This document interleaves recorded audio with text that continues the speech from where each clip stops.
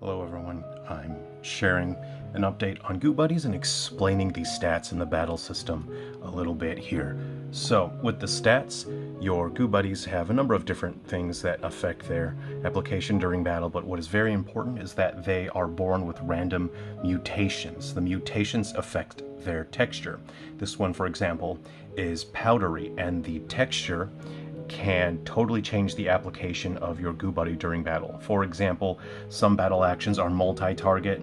This guy doesn't have any multi-target moves, but multi-target moves are always pretty weak, but there is a texture that significantly increases the power of multi-texture moves, and you have textures that, for example, if the enemy makes contact, then it can do things like lower the opponent's movement speed, or it can stun them for a moment and open them up for attacks.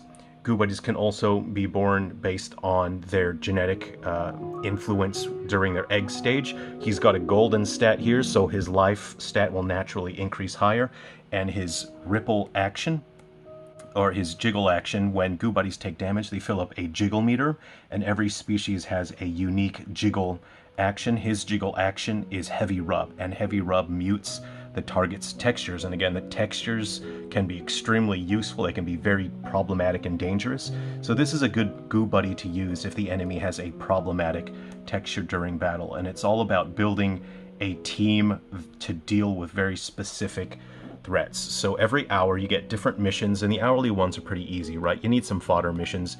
Once you get to the daily, though, things get a little more complicated. The location affects the stats of your Goobuddies.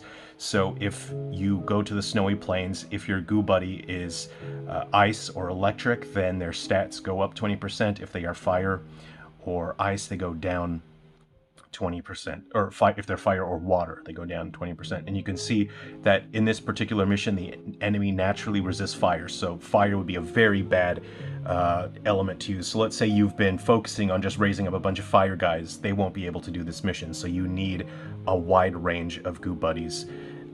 As you go up in difficulty, if we go to the weekly ones, you see that there's a Colossus here. You see that the enemy has 2 weaknesses and 2 resistances. Sometimes they won't take damage from anything other than the elements that they are weak to.